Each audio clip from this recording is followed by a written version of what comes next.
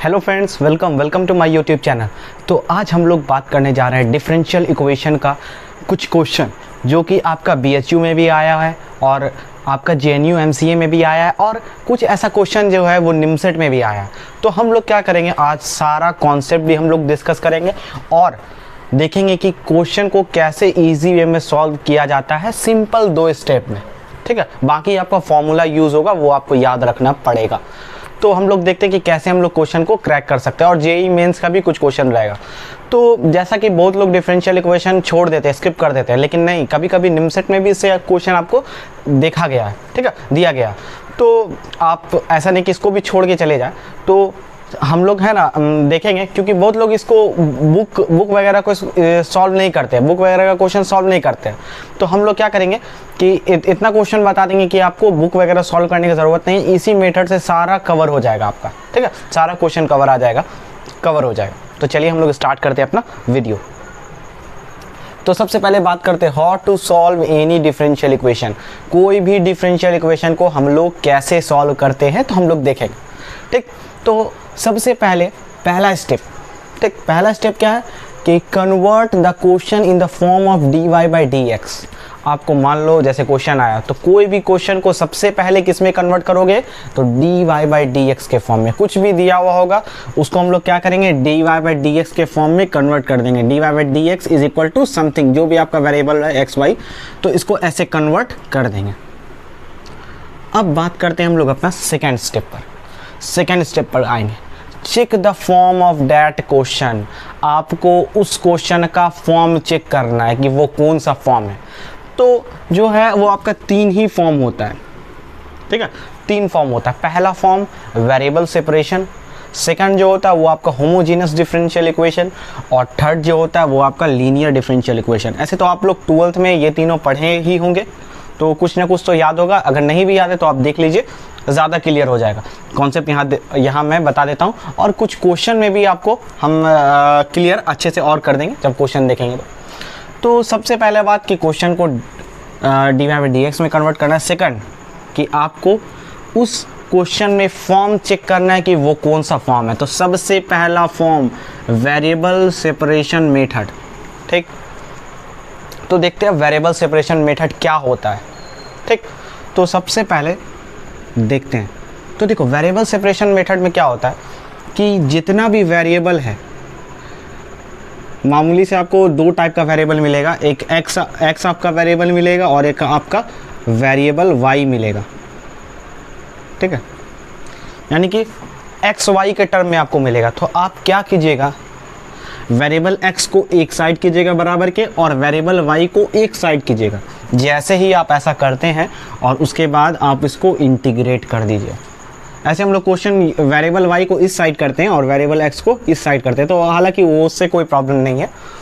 और जैसे ही वेरिएबल एक साथ y वाला टर्म इधर हो जाता है और x वाला टर्म इधर हो जाता है, उसके बाद हम लोग इंटीग्रेट बोथ साइड कर देते हैं और बाकी क्वेश्चन को सॉल्व कर देते हैं। तो यही था मेरा वेरिएबल सेपरेशन मेथड। ये हम लोग क्वेश्चन में देखेंगे तो और अच्छा से देखेंगे कि वेरिएबल को कैसे सेपरेट करते हैं। ठीक, y वाले टर्म को कैसे एक तरफ करते हैं और x वाले टर्म को कैसे एक तरफ करते हैं, हम लोग क्वेश्चन में अच्छे से देखेंगे। अब मान लो अगर क्वेश्चन सॉल्व किए तो वेरिएबल सेपरेशन मेथड नहीं लगा उस क्वेश्चन में, तब हम लोग जंप करेंगे दूसरे फॉर्म पर। अब दूसरा फॉर्म क्या है, होमोजीनियस डिफरेंशियल इक्वेशन। बहुत इंपॉर्टेंट है, ये बहुत इंपॉर्टेंट है। तो देखो होमोजीनियस डिफरेंशियल इक्वेशन क्या होता है और जब ये कोई अगर क्वेश्चन हो जाए तब क्या करना। तो देखो एक हम आपको सिंपल बता सकते हैं। ऐसे तो 3 मेथड है इसको चेक करने का, होमोजेनियस डिफरेंशियल इक्वेशन। तो सबसे पहला मेथड ही ज़्यादातर यूज़ होता है। तो सबसे पहले तो क्वेश्चन आपका इस फॉर्म में कन्वर्ट रहेगा ही रहेगा। ठीक, तो मान लो आप किसी क्वेश्चन को कन्वर्ट किए तो कुछ ऐसा आ गया वो, मान लो। ठीक, तो अब आपको ध्यान देना है। अब आपको क्या करना है, हर एक टर्म का पावर चेक करना है। इस पर पावर क्या है 2, इस पर पावर क्या है, तो ध्यान दो y पे पावर 1 है, इस पे पावर क्या है 1। तो जब भी पावर 1 आ जाए किसी एक टर्म पर तो वो होमोजीनस नहीं हो सकता है। ठीक, क्लियर। तो पावर हमेशा 2 होना चाहिए सब पर। अब बोलोगे भैया कि एक और एग्जांपल दे दीजिए जो होमोजीनस हो, तो चलो वो भी देख लेते हैं। तो ये होमोजीनस नहीं है। जब नहीं होगा तब आगे जंप करेंगे। अच्छा देखो, अगर होता है तब क्या होना चाहिए, तो देखो वो भी हम एग्जांपल देते हैं। अगर कोई होमोजीनस इक्वेशन है तो देखो क्या होना चाहिए, तो अगर ध्यान से आप इस टर्म को चेक करोगे तो यहाँ पावर 1 है, यहाँ पावर 1 है, 1 1 2। देखो इसका भी पावर 2 पुल रहा है, इसका भी पावर 2 पुल रहा है, इसका भी पावर 2 पुल रहा है।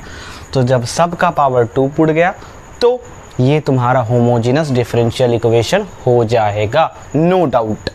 ठीक, तो ये था आपका होमोजेनस डिफरेंशियल इक्वेशन। अच्छा, जब भी क्वेश्चन इस फॉर्म में आ जाए, ध्यान से सुनो, इस फॉर्म में आ जाए, आप पकड़ लो कि ये यही होमोजेनस डिफरेंशियल इक्वेशन है, तब आप एक काम करो, आप पुट कर दो y is equal to v x. क्या पुट कर दो, चाहे तो आप क्वेश्चन में ये पुट कर सकते हो, या एक और तरीका है x is equal to v y put कर दो। ठीक, तो ये था होमोजेनस डिफरेंशियल इक्वेशन। ठीक, अब तीसरा बात करते हैं लीनियर डिफरेंशियल इक्वेशन। अगर ध्यान से देखो, पहले d y by d x में कन्वर्ट करना है, उसके बाद अगर वेरिएबल सेपरेशन नहीं हुआ तब यहाँ जंप करना है, फिर अगर ये भी नहीं हुआ तब लास्ट में यहाँ पर जंप करना है। अब भैया ये क्या होता है लीनियर डिफरेंशियल इक्वेशन, तो ये जो है दो तरह का होता है। ठीक, तो पहले बात करते हैं फर्स्ट वाला, फिर बात करेंगे सेकंड वाला। अब भैया फर्स्ट सेकंड क्या होता है, तो देखो इसमें जो आपका क्वेश्चन रहेगा वो इस फॉर्म में रहेगा। ध्यान से देखो, d y by d x plus p y is equal to q, यानी कि क्वेश्चन जब भी ऐसा फॉर्म में देख लोगे तो समझ जाओ क्या कि ये पहला वाला है। ठीक, और दूसरा वाला क्या, d x upon d y plus p dash x is equal to q dash. अगर दूसरा इस फॉर्म में रहे तो समझ जाना ये दोनों क्या है, या तो इस फॉर्म में हो सकता है या तो क्वेश्चन इस फॉर्म में हो सकता है, तो समझ जाओगे कि ये लीनियर डिफरेंशियल इक्वेशन है। अब भैया ऐसा फॉर्म कैसे समझेंगे, तो ध्यान दो, तो क्वेश्चन तो कन्वर्ट रहेगा तुम्हारा d y by d x में, नो डाउट।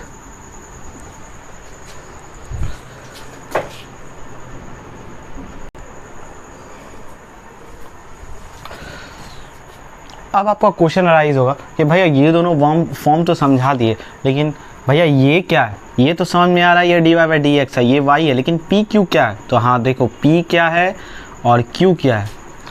पी जो रहेगा वो रहेगा फंक्शन ऑफ एक्स। क्या रहेगा, फंक्शन ऑफ एक्स, यानी कि एक्स के टर्म में आपका कुछ भी रहेगा, जैसे sine x, cos x, ten x, x cube, कुछ भी रह सकता है। और यहाँ क्या रहेगा, पी डैश क्यू डैश की जगह ये आपको रहेगा फंक्शन ऑफ वाई। ठीक है, फंक्शन ऑफ वाई। तो ध्यान से देखो, जब भी क्वेश्चन इस फॉर्म में रहा तो हम लोग पहला काम, सबसे पहला काम करेंगे, इंटीग्रेटिंग फैक्टर निकालेंगे। अब भैया इंटीग्रेटिंग फैक्टर कैसे निकालेंगे, तो सिंपल एक फॉर्मूला है, integration of e to the power integration of p into d x, ऐसे निकाल देंगे। ये p का वैल्यू यहाँ रख देंगे, इंटीग्रेटिंग फैक्टर निकलेगा। सेकंड स्टेप, सॉल्यूशन निकालेंगे। अब भैया सॉल्यूशन कैसे निकालेंगे, तो देखो y into integrating factor is equal to integration of q into integrating factor into d x. बहुत इंपॉर्टेंट फॉर्म है ये बहुत इंपॉर्टेंट, ऐसे निकाले। ठीक, ध्यान रखना, यहाँ भी dx, यहाँ भी dx, यहाँ p यूज़ करोगे तो यहाँ q यूज़ करना। ठीक है, ऐसे अपना कुछ भी अपना बना करके याद रख सकते हो।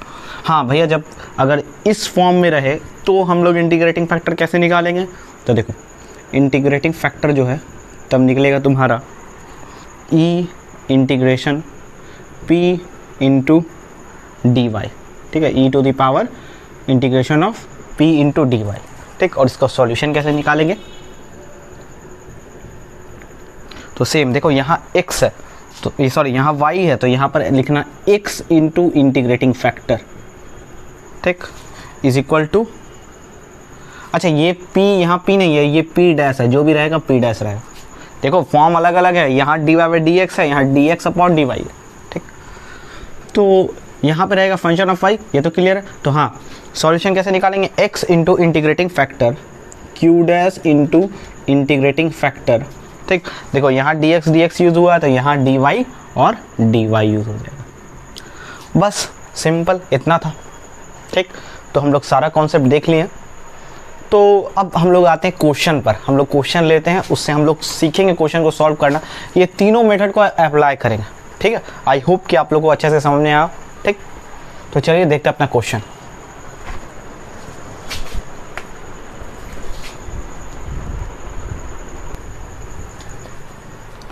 तो देखते हैं अपना क्वेश्चन नंबर फर्स्ट। तो let y is equal to y x be a solution of the differential equation. और ये आपका दिया हुआ है और दिया हुआ mod x is equal to 1 if y of 1/2 is equal to √3/2 then y of -1/√2। आपको वैल्यू निकालना है। तो ध्यान से ज़रा देखो। ठीक, ये आपको दिया हुआ है और आपको ये भी वैल्यू दिया हुआ है और आपको वो वाला वैल्यू निकालना है। अच्छा, इसका मतलब क्या होता है कि जब x का वैल्यू 1/2 हो तो y का वैल्यू √3/2 है, और यहाँ जब y का वैल्यू -1/√2 है तो आपको x का वैल्यू निकालना है। सॉरी, जब x का वैल्यू -1/√2 है तो y का वैल्यू निकालना। देखो क्वेश्चन में समझाते हैं। तो सबसे पहला काम क्या करना है, क्वेश्चन को dy/dx में कन्वर्ट करना है। ये आपका क्वेश्चन दिया हुआ था। सबसे पहले इसको dy/dx में कन्वर्ट करो। पहला स्टेप बताया था मैंने,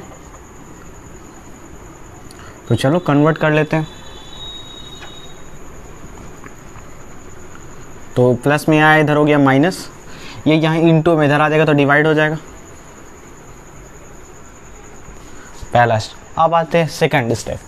सेकंड स्टेप में क्या था कि चेक करो कि ये सेपरेट हो पा रहा है कि नहीं। x का वेरिएबल एक तरफ और y का वेरिएबल एक तरफ हो पा रहा है या नहीं। तो चलो चेक करते हैं। हम क्या बताते हैं, y वेरिएबल को इधर रखना है और x वेरिएबल को इधर रखना है अगर पॉसिबल है। तो देखो इस क्वेश्चन में पॉसिबल है, बड़ा सिंपल क्वेश्चन है। देखो ये यहाँ है, ये यहाँ जाएगा। देखो सारा y वेरिएबल एक साथ हो गया, सारा y वेरिएबल एक साथ हो गया। और इधर देखो, ये वाला माइनस नहीं छोड़ दो, dx यहाँ आ जाएगा। और देखो x वाला भी क्या हो गया, एक साथ। अब आगे हमको बढ़ने का ज़रूरत है ही नहीं, अगला मेथड चेक करने का।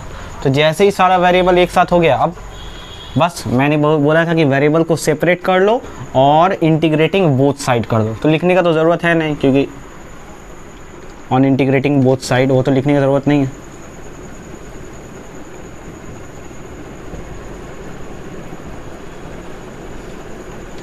क्लियर यहाँ तक? अब बस इंटीग्रेशन का फॉर्मूला लगा दो। ये आपका फॉर्मूला होता है किसका, साइन इनवर्स y। आपको इंटीग्रेशन और डिफरेंशिएशन बहुत अच्छा कमांड होना चाहिए जब आप डिफरेंशियल इक्वेशन पर आ रहे हो। माइनस इसका फॉर्मूला क्या हो जाएगा, साइन इनवर्स x। और हम लोग क्या करते हैं, प्लस c लगा देते हैं। ठीक है, ऐसे प्लस c1 प्लस c2 होता है, लेकिन एक ही जगह कांस्टेंट रखो तो ज़्यादा लफड़ा नहीं होगा।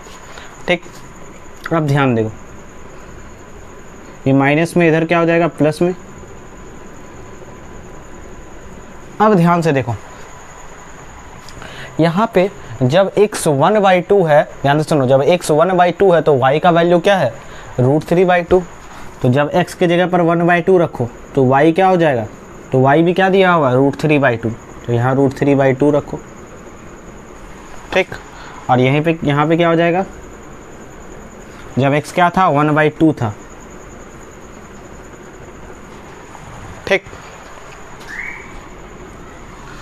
तो इसको सॉल्व करेंगे तो क्या आ जाएगा, ये तुम्हारा क्या है, √3/2, जो कि किसका वैल्यू है, sin 60 का वैल्यू है। sin 60 को क्या बोलते हैं, π/3।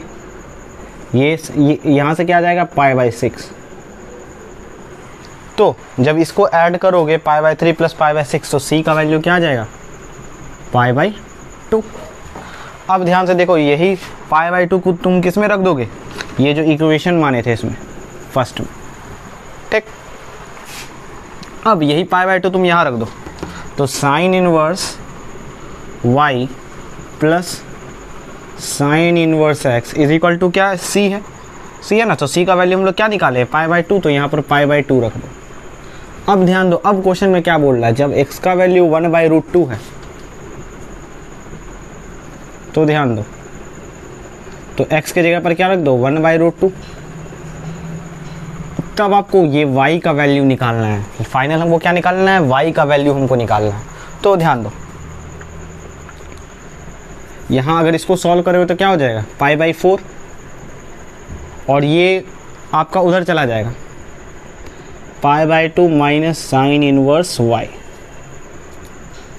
अब अगर आपको फॉर्मूला याद होगा ट्रिग्नोमेट्री का, तो यहाँ से क्या हो जाएगा, cos इनवर्स y, और ये y यहाँ आ जाएगा, सॉरी cos इनवर्स यहाँ के cos π/4 यानी कि 1/√2।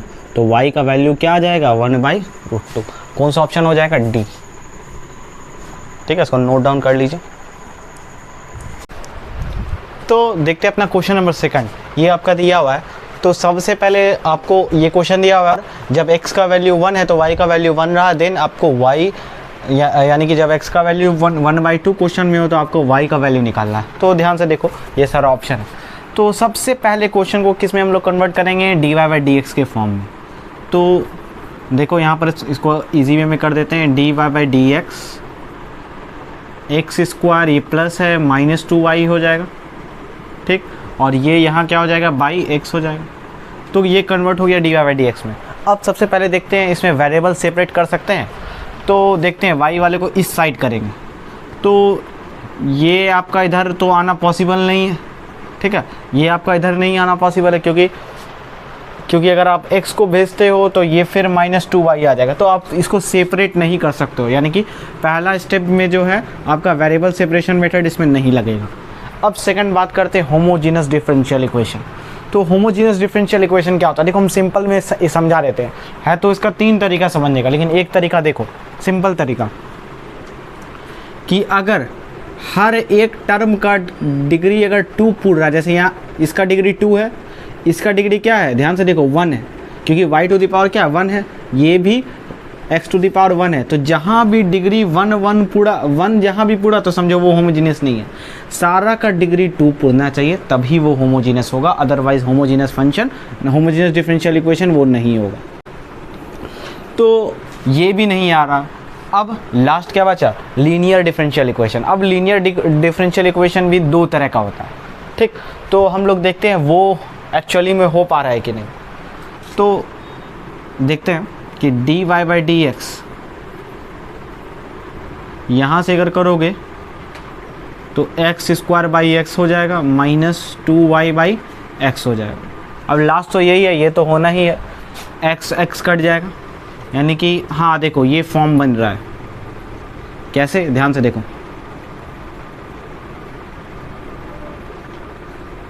इसको ऐसा लिख सकते हैं, क्योंकि x कट गया, यहाँ पर x बच गया और यहाँ 2/x। तो अगर तुम ज़रा इसको ध्यान से देखोगे तो ये कौन सा फॉर्म है, dy/dx plus p into y is equal to, ये वाला फॉर्म है।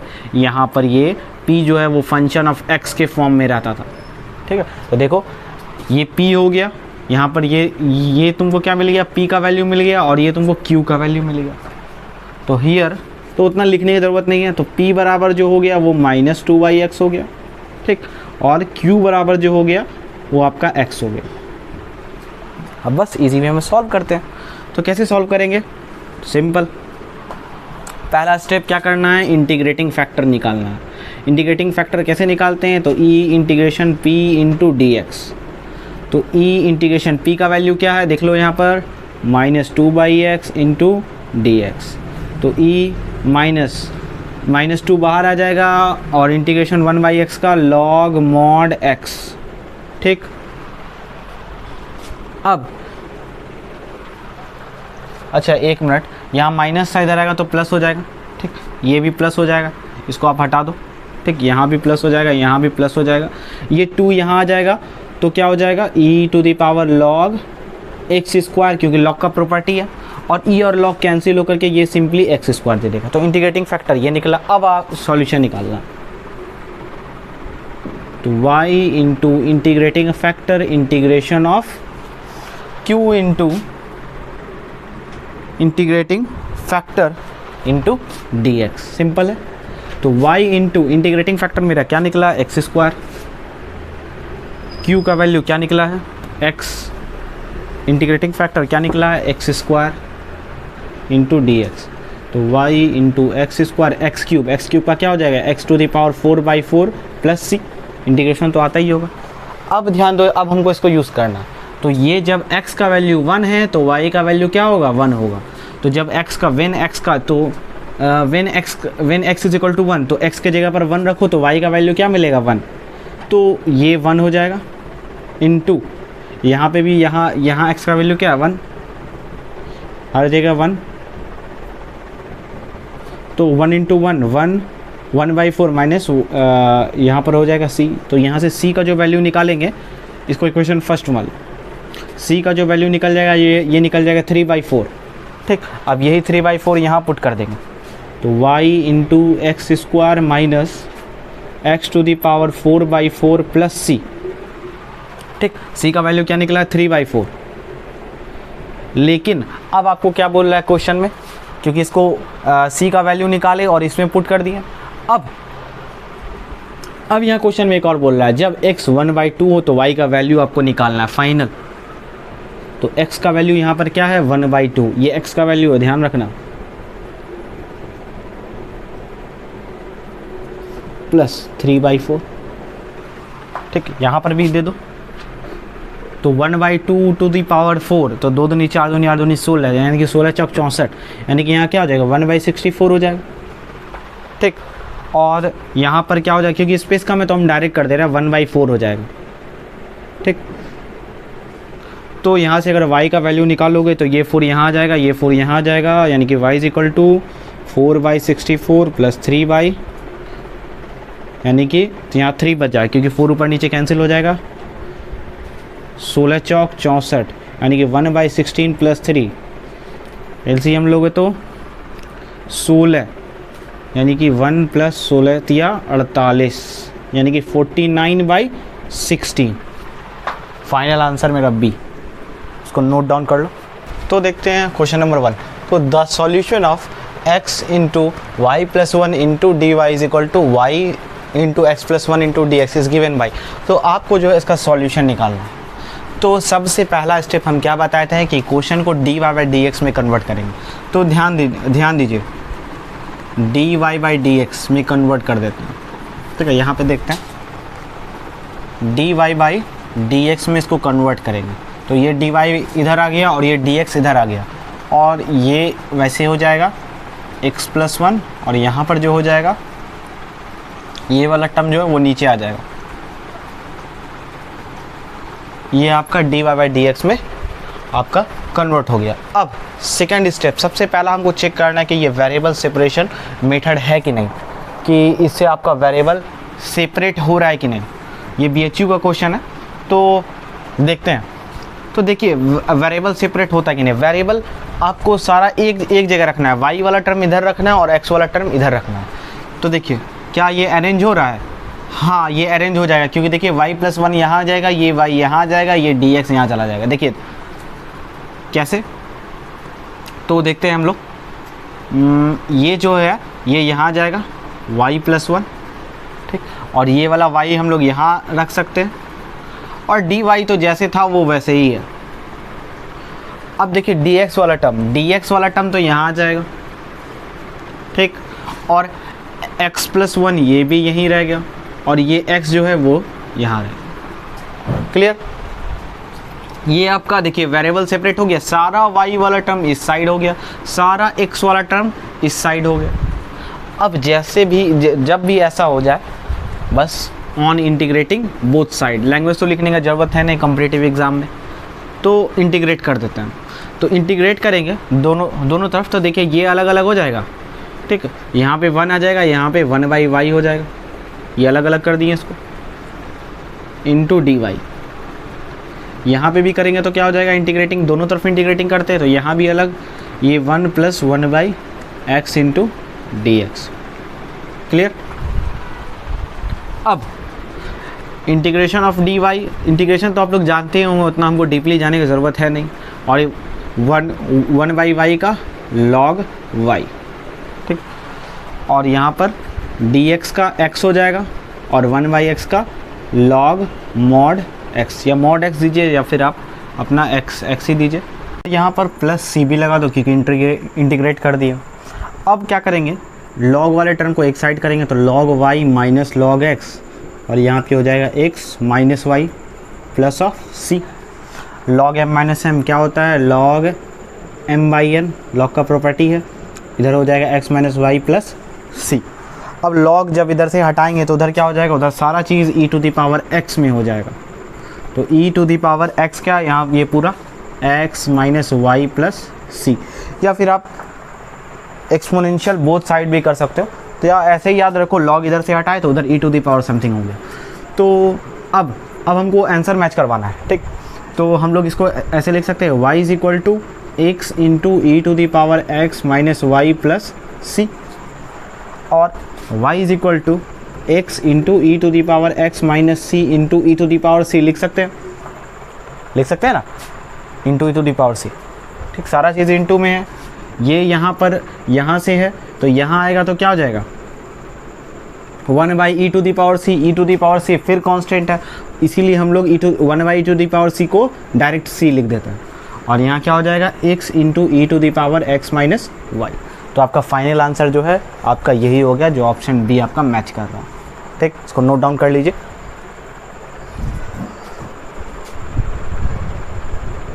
तो देखते हैं अपना क्वेश्चन नंबर 4। क्वेश्चन नंबर 4 क्या दिया हुआ, if a curve y is equal to f x passing through the point 1, 2 is the solution of the differential equation this, then f of 1/2 is equal to. तो आपको इसका value निकालना है f of 1/2। तो सबसे पहले हम लोग डिफरेंशियल इक्वेशन को सॉल्व करते हैं। तो देखो यहाँ पर दिया हुआ है, तो सबसे पहला स्टेप क्या करना है, हम लोग बताए थे कि सबसे पहले क्वेश्चन को जो है वो dy/dx में कन्वर्ट करेंगे। तो चलो dy/dx में इसको कन्वर्ट कर देते हैं। तो dy/dx इज इक्वल टू क्या हो जाएगा, dx इधर आ जाएगा, यहाँ बच जाएगा आपका 2xy प्लस वाई स्क्वायर, और नीचे जो हो जाएगा वो आपका 2x स्क्वायर हो जाएगा। अब सेकेंड स्टेप चेक करना है कि वेरिएबल सेपरेशन लगेगा। तो इसमें क्या वेरिएबल सेपरेट हो सकता है, तो कोशिश करो, ये यहाँ आ जाएगा, dy यहाँ आ जाएगा, नहीं वेरिएबल सेपरेट होना बहुत मुश्किल है, ये वाला, तो ये भी वेरिएबल सेपरेशन भी नहीं लगेगा। अब दूसरा होमोजीनस क्या बताए थे कि अगर हर एक टर्म का डिग्री 2 हो तो वो होमोजीनस होगा। हाँ तो देखो ये भी डिग्री 2 है, ये भी डिग्री 2 है, ये भी डिग्री 2 है, तो ये होमोजीनस है, कंफर्म है होमोजीनस है। जैसे होमोजीनस निकलता है हम लोग क्या कर देते हैं, y is equal to vx put कर देते हैं। तो चलिए पुट कर देते हैं। तो d/dx y की जगह क्या पुट करना है, vx, तो vx यहाँ पर पुट कर देंगे। सेम यहाँ y की जगह पर क्या पुट करेंगे, vx पुट करेंगे। यहाँ भी y की जगह तो v स्क्वायर x स्क्वायर हो जाएगा, और यहाँ पे क्या हो जाएगा, ये 2x स्क्वायर ही रह जाएगा। अब यहाँ डिफ्रेंशिएट कर देंगे, तो v को छोड़ेंगे, x का डिफ्रेंशिएशन करेंगे तो 1 हो जाएगा, प्लस अब x को छोड़ेंगे, v का डिफ्रेंशिएशन करेंगे तो dv/dx हो जाएगा। और यहाँ पर से अगर x स्क्वायर कॉमन ले तो ऊपर नीचे से कट जाएगा, यानी कि 2v प्लस क्या बच जाएगा, v स्क्वायर, है कि नहीं, और नीचे बच जाएगा आपका 2, क्योंकि सारा से x स्क्वायर क्या कॉमन लेकर के कैंसिल कर दी। अब ध्यान दो, x इंटू dv/dx ये प्लस v है, v इंटू 1v, तो इधर आ जाएगा तो माइनस v। तो कुछ स्टेप थोड़ा सा हम ये कर रहे हैं, तो देखो ये आ जाएगा माइनस v, ठीक है। तो एलसीएम ले लोगे तो क्या हो जाएगा इसका, तो अगर एलसीएम ले लोगे इसका तो यहाँ पर हो जाएगा तुम्हारा -2v हो जाएगा, क्योंकि ये v यहाँ आ गया और नीचे एलसीएम 2 हो जाएगा, ठीक, क्लियर, कोई प्रॉब्लम नहीं है। अब x इंटू dv/dx यहाँ से ये और ये कैंसिल हो जाएगा, बच जाएगा क्या, v²/2। अब क्या करो, v वाले टर्म को हमेशा कोशिश करो इस साइड रखने का, और x वाले टर्म को हमेशा उस साइड रखने का। तो कुछ मत करो, तो यहाँ पर ये हो जाएगा, dv यहीं रह जाएगा, v स्क्वायर यहाँ आ जाएगा, तो 1/v², और ये x यहाँ आ जाएगा, और 2 भी पहले से रहेगा, ठीक, 2, ठीक है, ये 1/2, और ये x जो है ये यहाँ नीचे आ जाएगा, और dx जो है वो यहाँ आ जाएगा, ठीक। अब क्या करो, जैसे ही ऐसा होता है इंटीग्रेट कर दो, ठीक, जैसे v को सेपरेट कर लेते हो और x को सेपरेट कर लेते हो, इंटीग्रेट कर दो। तो इंटीग्रेट करोगे, देखो इसीलिए यहाँ मैंने ऐसे लिखा था, अगर इंटीग्रेट कर देंगे तो क्या हो जाएगा, 1/v² का हो जाएगा -1/v, ठीक है, और यहाँ पे हो जाएगा log mod x। ऐसा करो, ये 2 यहाँ लेते आओ, 2 2 यहाँ लेते आओगे तो क्या हो जाएगा यहाँ पर 1/2 log mod x, सॉरी ये 2 तो आ ही गया है। तो अब ध्यान दो, अच्छा एक चीज़ और, इंटीग्रेशन किए जैसे भी कोई कांस्टेंट, जैसे भी आपका इंटीग्रेट करने के बाद कांस्टेंट लगाते हैं, तो अगर क्वेश्चन में लॉग हो तो कांस्टेंट भी क्या करो, log c ही ले लो तो ज़्यादा बेहतर। ठीक, अब ध्यान दो, अब क्योंकि हम लोग यहाँ y का वैल्यू पुट किए थे vx, तो हम ये इजी करने के लिए किए थे, तो इसी तरह हम लोग v का वैल्यू जो है लास्ट में जब सॉल्यूशन हो जाए तो v का वैल्यू y/x पुट कर देते हैं, हमेशा याद रखना। तो y के जगह v के जगह पर क्या पुट करेंगे, y/x, तो y यहाँ हो जाएगा, x यहाँ हो जाएगा, और log m + n क्या हो जाएगा, log m × n। ठीक, अब क्या करो, y को सेपरेट कर लो। हमेशा इस टाइप में जो स्टेप बताएं, पहले y = vx पुट करो, डिफ्रेंशिएट फिर क्या करो, यहाँ जो दिया हुआ इसको डिफ्रेंशिएट कर दो, v को एक साइड रख दो, x को एक साइड रख दो, यहाँ पे y, हर क्वेश्चन में जहाँ भी होमोजीनस निकले ऐसा ही सेम काम करो, और y = समथिंग निकाल लो जो भी है।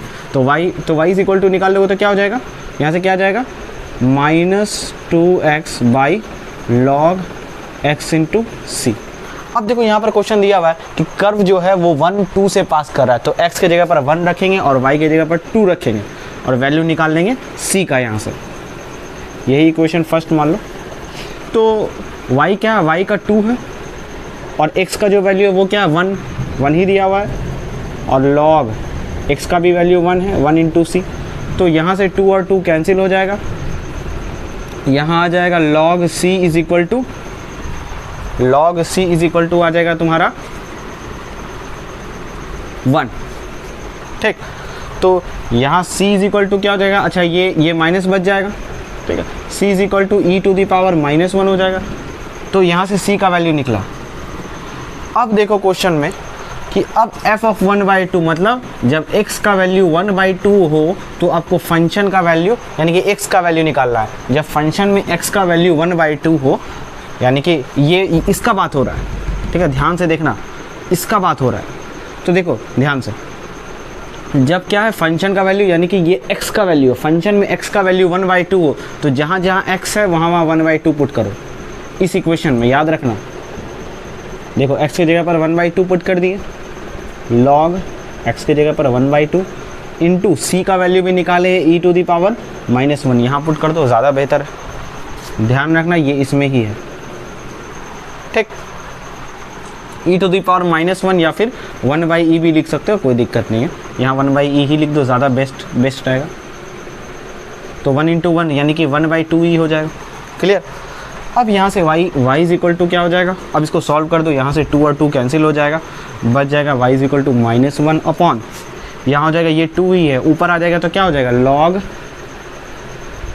2e⁻⁻1, ऐसा होगा ना। फिर हम लोग क्या करेंगे, ये -1 को आगे ले लेंगे, तो ये -1 यहाँ आ जाएगा, जिससे ये माइनस कट जाएगा, तो y = 1/log 2e, ये मेरा फाइनल आंसर हुआ।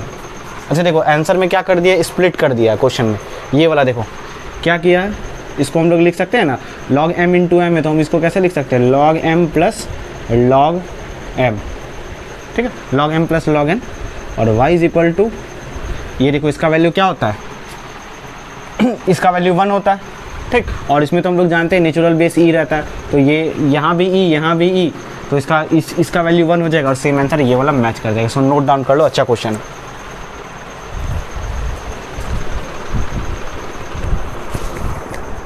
तो देखते हैं अपना question number 5। The curves amongst the family of the curves represent the differential equation this which passes through 1,1 is. आपको बताना है कि जो 1,1 से आपका पास कर रहा है वो मतलब कौन सा आपका इसमें से ऑप्शन होगा। ठीक, तो ध्यान से देखिए, तो यहाँ पर ये दिया हुआ आपको इक्वेशन x² - y²। सबसे पहले इसको dy/dx में कन्वर्ट करेंगे, तो डायरेक्ट हम कन्वर्ट कर देते हैं dy/dx में। ठीक, तो ये इधर आ जाएगा। ठीक, ये आपका हो जाएगा y² - x², क्योंकि इसको इधर लाएंगे तो माइनस में आ जाएगा। ऐसा कीजिए, इसी को इधर लाइए और dy को इधर ही छोड़ दीजिएगा, और ये हो जाएगा 2xy।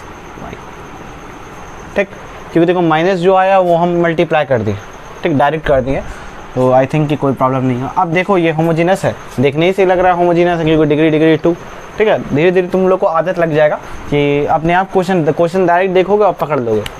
या फिर अगर ये देखोगे ध्यान से तो वाई बाई एक्स का भी फॉर्म बना रहा है, तो खैर वो बात छोड़ दो। तो जब भी इस फॉर्म में हो तो हम लोग क्या पुट करते हैं, y is equal to v x, तो पुट कर दो। यहाँ भी क्या हो जाएगा, वी स्क्वायर एक्स स्क्वायर हो जाएगा माइनस एक्स स्क्वायर, फिर सेम यहाँ 2x, वाई की जगह वी एक्स, और v को छोड़ेंगे x का डिफरेंशिएशन 1 प्लस x को छोड़ेंगे v का differentiation dv by d x. यहाँ एक्स स्क्वायर सारे से कॉमन, तो बच जाएगा क्या, we square minus 1 upon 2v, उसी तरह x dv by d x. तो ये यहाँ आ जाएगा प्लस v, इधर आएगा माइनस v, एलसीएम लोगे तो वी स्क्वायर माइनस वी, अगर एलसीएम लोगे तो एलसीएम हो जाएगा 2v, और माइनस वी क्या हो जाएगा, माइनस 2v स्क्वायर। ठीक है, इतना तो कैलकुलेशन कर ही सकते हो। x into d v by d x, इसको इससे सब्ट्रैक्ट करोगे तो माइनस आ जाएगा v स्क्वायर, और माइनस कॉमन ले लो, v स्क्वायर प्लस 1 हो जाएगा, क्लियर, ये 2v हो जाएगा, है कि नहीं। अब क्या करो, मैंने बताया था पिछले क्वेश्चन में कि v वाले को एक साइड कर दो, तो देखो ये तुम्हारा यहाँ आ जाएगा, ठीक, कहाँ जाएगा, ये 2v यहाँ आ गया, वी स्क्वायर प्लस 1 यहाँ आ गया, dv तो यहीं रह गया, और dx को एक साइड कर दो, dx यहाँ आ गया और x यहाँ आ गया, क्लियर, और ये वाला माइनस यहीं छोड़ दो। तो जब भी सेपरेट कर दो v, अब क्या करो, अब इंटीग्रेट कर दो, ठीक है, इंटीग्रेट बोथ साइड, ठीक है, यही बोलता है होमोजेनियस इक्वेशन। अब देखो अगर नीचे वाले को अगर तुम t लेट करोगे तो ऊपर वाला इसका डिफरेंशिएशन है, तो मैं डायरेक्ट लिख दे रहा हूँ, क्या हो जाएगा, log, ठीक है, क्योंकि अगर t मानोगे तो इंटीग्रेशन 1 बाई टी हो जाएगा, तो मैं डायरेक्ट लिख दे रहा हूँ वी स्क्वायर प्लस 1, ठीक, और यहाँ पे हो जाएगा माइनस लॉग मॉड x, और इंटीग्रेशन करने के बाद कांस्टेंट भी लगाते हैं, तो एक कांस्टेंट भी लगा दो, log मॉड c। तो अब ये इधर आ जाएगा और v का वैल्यू भी पुट कर दो। अगर v का वैल्यू रख दोगे वाई स्क्वायर, या फिर पहले क्या कर दो, अच्छा ध्यान से देखो, y square by x square plus 1, तो ये इधर आ जाएगा log m प्लस n, तो log m इंटू n हो जाएगा, क्लियर, और ये log c वहीं रह जाएगा। अब अगर एलसीएम ले लोगे तो क्या हो जाएगा, log मॉड, ये आपका यहाँ पर है प्लस 1, तो यहाँ हो जाएगा y square upon x square, sorry y square plus x square upon x square into x, और इधर भी हो जाएगा log मॉड c। अब देखो log दोनों तरफ दोनों कैंसिल हो जाएगा, यहाँ से x ये बच जाएगा, तो y square plus x square by x is equal to c, ठीक है, तो y square plus x square, इसको तुम ऐसे भी लिख सकते हो, x square plus y square is equal to c x.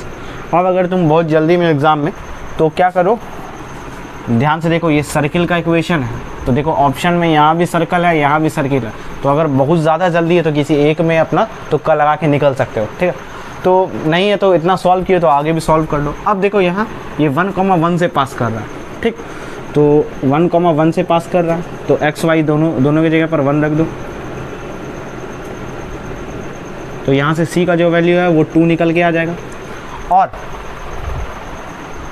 तो जब c का वैल्यू 2 रख देंगे तो क्या हो जाएगा, x square plus y square is equal to 2x। तो ध्यान से देखो, x square plus y square minus 2x is equal to 0। अब देखो ये कौन सा आपका ऑप्शन है कि सेंटर जिसका x एक्सिस हो या फिर सेंटर y एक्सिस हो, तो ये मान लो जनरल इक्वेशन है, तो सर्किल का सेंटर क्या होता है, माइनस जी कॉमा माइनस एफ, आप लोग जानते हो आई थिंक। तो यहाँ से अगर करोगे तो f तो है ही नहीं, तो f तो सबसे पहले ये 0 आ जाएगा, और ये माइनस जी, यानी कि अगर कंपेयर करोगे यहाँ से, तो यहाँ से इसका वैल्यू जो वो तुमको मिल जाएगा तुमको 1, ठीक है, और 1,0 कहाँ लाई करता है, x एक्सिस पे लाई करता है। तो ये जो इक्वेशन है, ये सर्किल का इक्वेशन है जो x एक्सिस पर लाई कर रहा है, तो आपका ऑप्शन ए जो है वो करेक्ट हो जाएगा, इसको नोट डाउन कर लीजिए।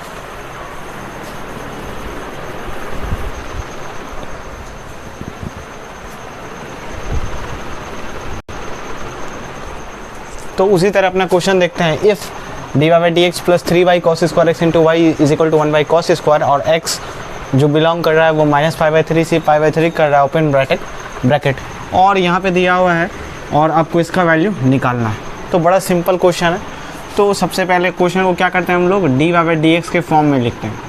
तो अगर ध्यान से देखिएगा इसी क्वेश्चन को, तो अब आप देखिएगा कि इसमें वेरिएबल सेपरेशन लगेगा या होमोजीनस लगेगा या फिर एक सिंपल लीनियर डिफरेंशियल इक्वेशन लगेगा। अगर आप ध्यान से देखिएगा तो ये आपको लीनियर डिफरेंशियल इक्वेशन देख के ही आप पहचान जाइएगा। अब इतने आप तेज़ हो जाइएगा इस तीनों मेथड को अप्लाई करते करते। आप ज़्यादा क्वेश्चन कीजिएगा तो खुद ब खुद पहचान लीजिएगा, लेकिन सिर्फ इसको एक शॉर्ट थोड़ा सा कर देना है। क्या शॉर्ट करना है कि cos स्क्वायर एक्स है, इसको हम लिख देंगे 1 cos, क्या होता है sec square x into y. अगर आप ध्यान से देखिएगा तो ये कौन सा फॉर्म है, लीनियर डिफरेंशियल इक्वेशन का ये वाला फॉर्म है, d y by d x plus p y is equal to q, ये वाला फॉर्म है। तो आप देख लिए, अब समझ गए। अब सबसे पहले इसका इंटीग्रेटिंग फैक्टर निकालेंगे। तो p बराबर मेरा क्या है, ये है, लिखने का तो ज़रूरत नहीं, ये p है, और ये आपका क्या है, q है। तो सबसे पहले इंटीग्रेटिंग फैक्टर निकालते हैं। कैसे निकालते हैं, e integration to the power p dx। तो p का वैल्यू क्या है, p का वैल्यू है 3 sec square x into d x. तो इंटीग्रेटिंग फैक्टर 3 बाहर आ जाएगा, तो e to the power integration of sec square x, sec x का इंटीग्रेशन क्या होता है, 10x। तो ये आपका क्या निकल गया, ये आपका निकल गया इंटीग्रेटिंग फैक्टर। अब इंटीग्रेटिंग फैक्टर निकालने के बाद क्या निकालते हैं हम लोग, सॉल्यूशन। तो बस y इंटू इंटीग्रेटिंग फैक्टर, आपको फॉर्मूला याद रखना है, integration of q into integrating factor into dx, क्योंकि यहाँ भी dx है तो यहाँ भी dx लगता है। अब y इंटू इंटीग्रेटिंग फैक्टर क्या निकला, e to the power 3 10x। q आपका वैल्यू क्या है, तो देखिए q आपका है sec square x. Integrating factor क्या निकला है, e to the power 3 10x into dx। अब आप लोग ये तो इंटीग्रेशन को सॉल्व करने जानते ही हैं। 3 10x को लेट कर लीजिए t, ठीक। तो जैसे लेट कीजिएगा तो 3 10x का डिफ्रेंशिएशन क्या हो जाएगा, और बोथ साइड डिफ्रेंशिएट कर दीजिए, sec square x into d x, और यहाँ dt, ये वाला dx यहाँ लेते हैं, ठीक। अब ध्यान दीजिएगा, तो sec square x into d x is equal to क्या हो जाएगा, dt/3। ये आपका वैसे ही रह जाएगा। तो हम लोग क्या किए 3 इसको t मान लिए, तो क्या हो गया, e to the power t। और ध्यान से देखिएगा तो ये और ये, इसका वैल्यू, दोनों का वैल्यू क्या हो गया, dt/3 हो गया। तो यहाँ पर ये dt/3 हो जाएगा, क्लियर।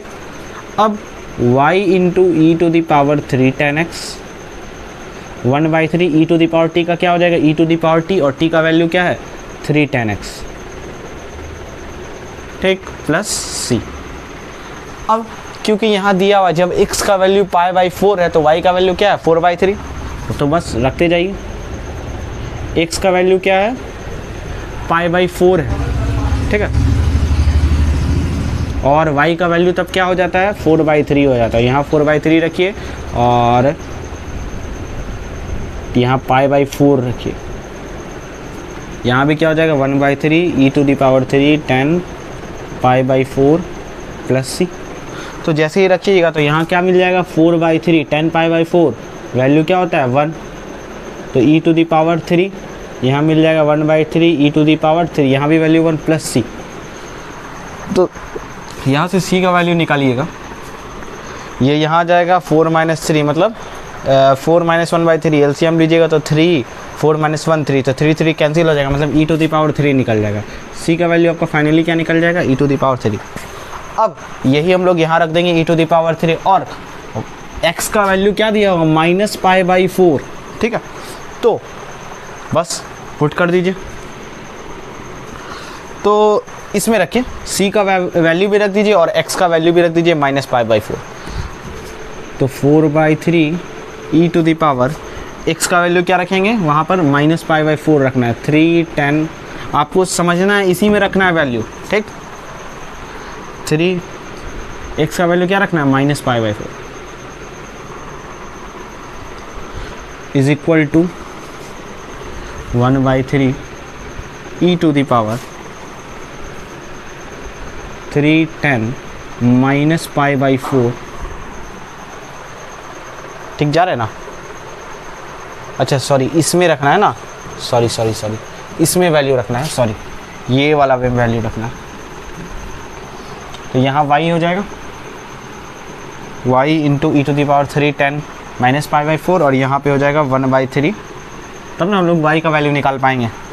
ठीक है, e to the power 3 minus plus c का वैल्यू हम लोग क्या निकाले हैं यहाँ पर, c का वैल्यू देखिए हम लोग निकाले ई टू द पावर 3, तो रख दीजिए। तो y into 10 minus theta minus 10 theta e to the power minus 3x, ठीक, और यहाँ पर क्या हो जाएगा 1/3 e to the power minus 3x से plus e to the power 3। अब आप लोग इसको सॉल्व कर लीजिए। चलिए यहाँ तक आया हूँ तो सॉल्व कर ही लेता हूँ, ठीक। तो 10 पाई बाई 4 का वैल्यू 1, यहाँ तो देने की ज़रूरत है नहीं x। तो अब इसको सॉल्व करेंगे, यहाँ से y का वैल्यू निकाल लेंगे तो क्या हो जाएगा, सबसे पहले ई टू द पावर 3 तो सबसे डिवाइड हो जाएगा, यहाँ कैंसिल, तो ये 1/3 हो जाएगा, और यहाँ ई टू द पावर 6 हो जाएगा। तो आपका final answer D. Note down.